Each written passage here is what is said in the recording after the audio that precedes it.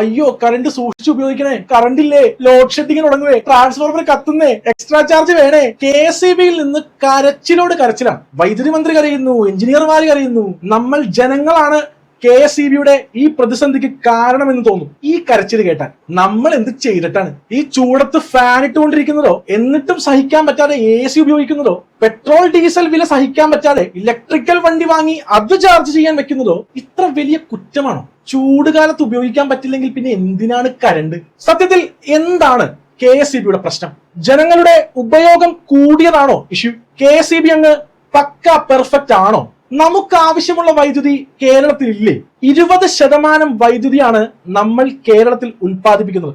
ബാക്കി കുറഞ്ഞ നിരക്കിൽ ഒരു കരാറുണ്ടാക്കി പുറത്തുനിന്നും വാങ്ങുകയാണ് ചെയ്യുന്നത്. കുറെ നാളുകളായി അങ്ങനെ വാങ്ങുന്ന കറണ്ടിന്റെ അളവിൽ ഒരു കുറവുമില്ല. എന്ന് വെച്ചാൽ ആവശ്യത്തിന് വേണ്ട കറണ്ട് എല്ലാ കാലത്തും നമുക്ക് കിട്ടുന്നുണ്ട്, ഒട്ടും കുറവില്ലാതെ. പക്ഷെ ഒരു വ്യത്യാസം ഇത്തവണ ഉണ്ട്. കുറഞ്ഞ നിരക്കിൽ ലഭിച്ചുകൊണ്ടിരുന്ന വൈദ്യുതി ഇനി നമുക്കില്ല. വില കൂട്ടി കരാർ തിരുത്തി എഴുതിയിരിക്കുന്നു. എന്തിന് തിരുത്തി എന്ന് ചോദിക്കുമ്പോൾ റെഗുലേറ്ററി കമ്മീഷന്റെ കുറച്ച് ഇഷ്യൂസ് ഉണ്ട് എന്നാണ് KSEBയുടെ മറുപടി. സംഭവം പക്ഷെ അതൊന്നും അല്ല. ജനങ്ങളെ പിഴിഞ്ഞ് കമ്മീഷൻ അടിക്കാനുള്ള ഇവരുടെ തന്ത്രമാണിത് എന്നതാണ് സത്യം. സ്വാഭാവികമായി കറന്റ് ബില്ല് കൂടും. എന്ത് ചെയ്യാം? നമുക്ക് വേറെ ഓപ്ഷൻ ഇല്ലല്ലോ, അടച്ചല്ലേ പറ്റൂ. അതും നമ്മുടെ തലയിൽ. ശരി, എത്ര വേണമെങ്കിലും ബില്ലടക്കാം, കറന്റ് ഷോർട്ടേജും ഇല്ല. പിന്നെ എന്തിനാണ് KSEB ഇങ്ങനെ കരയുന്നത്? സപ്ലൈ കുറേയുണ്ട്, എന്നാൽ ഡിസ്ട്രിബ്യൂഷൻ സിസ്റ്റം ജാമ്പവാന്റെ കാലത്തെയാണ്. ഇതാണ് ശരിക്കും പ്രശ്നം. ഈ ഒരു മാസം കൊണ്ട് കത്തിപ്പോയ ട്രാൻസ്ഫോമറുകളുടെ എണ്ണം റെക്കോർഡാണ് എന്നാണ് അവർ പറയുന്നത്. അല്ല, ഈ ട്രാൻസ്ഫോമറുകൾ എങ്ങനെയാണ് കത്തുന്നത്? ലോഡ് കൂടുന്നത് കൊണ്ട് അല്ലെ? അല്ല, ലോഡ് കൂടിയാൽ കത്താതിരിക്കാൻ അതിൽ ട്രിപ്പിംഗ് അല്ലെങ്കിൽ ഫ്യൂസ് സംവിധാനങ്ങൾ ഇല്ലേ? ഉണ്ട്. പക്ഷെ അതൊക്കെ പണ്ടേ ബൈപ്പാസ് ചെയ്ത് വെച്ചിരിക്കുകയാണ്. കേരളത്തിൽ സ്വകാര്യ സർക്കാർ സ്ഥാപനങ്ങൾക്കായി അവർ പണം നൽകി സ്ഥാപിച്ചിട്ടുള്ള ട്രാൻസ്ഫോർമറുകൾ അല്ലാതെ ഒരൊറ്റ ട്രാൻസ്ഫോർമർ പോലും അതിന്റെ സേഫ് ലോഡിൽ വർക്ക് ചെയ്യുന്നതായി ഇപ്പോൾ നിലവിലില്ല. നമ്മുടെ എല്ലാം വീടുകളുടെ പരിസരത്തെ ട്രാൻസ്ഫോർമറുകളുടെ ഒരു 5 വർഷത്തെ ചരിത്രം നോക്കിയാൽ മതി. ചുരുങ്ങിയത് ആ ട്രാൻസ്ഫോർമറിന്റെ കീഴിൽ 100 പുതിയ കണക്ഷനുകളെങ്കിലും വന്നിട്ടുണ്ടാകും. അതിനനുസരിച്ച് പുതിയ ട്രാൻസ്ഫോർമർ വെക്കുന്നുണ്ടോ, അല്ലെങ്കിൽ ഇപ്പോഴുള്ളതിന്റെ കപ്പാസിറ്റി കൂട്ടുന്നുണ്ടോ? എവിടെ? ഫ്യൂസ് അലൂമിനിയം കമ്പി കൊണ്ട് കെട്ടിയും ട്രിപ്പിംഗ് മെക്കാനിസങ്ങൾ ബൈപ്പാസ് ചെയ്തും കത്തിപ്പോകുന്നത് വരെ ഓടിക്കും. മുമ്പൊക്കെ വോൾട്ടേജ് ക്ഷാമം സ്ഥിരം വാർത്തയായിരുന്നു. മങ്ങി കത്തുന്ന ബൾബും പതുക്കെ കറങ്ങുന്ന ഫാനും ഓണാകത്ത TVയും ഒക്കെ നമ്മൾ കുറെ കണ്ടിട്ടുണ്ട്. ഇപ്പോ അങ്ങനെ കാണാറില്ല.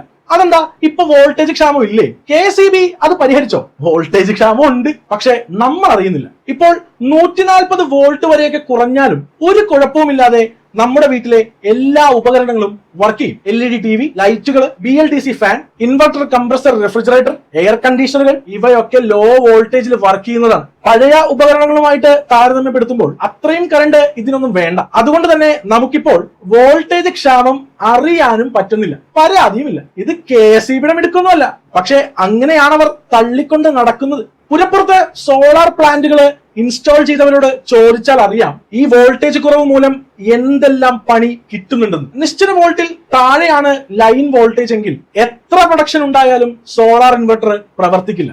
ഫലമോ എനർജി എക്സ്പോർട്ട് നടക്കില്ല. 5 കിലോവാട്ട് സിസ്റ്റം ഇൻസ്റ്റാൾ ചെയ്ത ഒരു വീട്ടിൽ ഈ കഴിഞ്ഞ ദിവസം എക്സ്പോർട്ട് ചെയ്യപ്പെട്ടത് വെറും 5 യൂണിറ്റ് ആയിരുന്നത്രേ. കാരണം ലൈൻ വോൾട്ടേജ് കുറവായതിനാൽ ഗ്രിഡ് കണക്റ്റഡ് ഇൻവെർട്ടർ പ്രവർത്തിക്കാതിരുന്നത് കൊണ്ട്. ജനങ്ങൾ കണക്റ്റഡ് ലോഡ് ഡിക്ലെയർ ചെയ്യാത്തതാണ് പ്രശ്നമെന്നൊരു വാദവും കേട്ടിരുന്നു. സംഗതി ശരിയാണ്, മിക്കവരും യഥാർത്ഥ ലോഡ് ഡിക്ലെയർ ചെയ്യാറില്ല.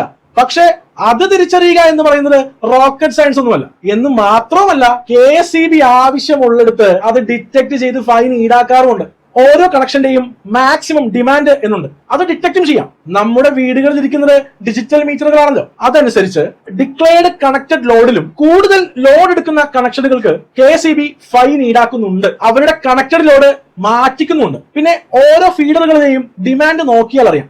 അതിന്റെയൊക്കെ ലോഗുമുണ്ട്. ജനങ്ങൾ ലോഡ് ഡിക്ലെയർ ചെയ്യാത്തതാണെന്നുള്ള മുട്ടാപ്പോക്ക് ന്യായത്തിന് പ്രസക്തി ഇല്ലെന്ന് സാരം. യുവ സംരംഭകയായ സന്ധ്യ രാധാകൃഷ്ണൻ ഫേസ്ബുക്കിൽ പോസ്റ്റ് ചെയ്ത ഈ ഇലക്ട്രിസിറ്റി ബില്ലൊന്ന് കാണും. ഒറ്റ മാസം കൊണ്ട് എക്സ്ട്രാ യൂസേജ് ഒന്നും ഇല്ലാത്ത കടയിൽ എക്സ്ട്രാ ബില്ല് വന്നിരിക്കുന്നത് 1500 രൂപ. ഇലക്ട്രിസിറ്റി ചാർജ് കൂടാതെ 1500 എക്സ്ട്രാ സബ് ചാർജസ്. ഇതൊക്കെ എന്തിനുള്ള ചാർജാണെന്ന് ആർക്കെങ്കിലും അറിയോ? ആവശ്യത്തിന് ട്രാൻസ്ഫോർമറുകളും സബ്സ്റ്റേഷനുകളും സ്ഥാപിക്കാത്തതിന്റെയും വിതരണ ശൃംഖല മെച്ചപ്പെടുത്താത്തതിന്റെയുമാണ് ഇക്കാണുന്ന പ്രതിസന്ധി.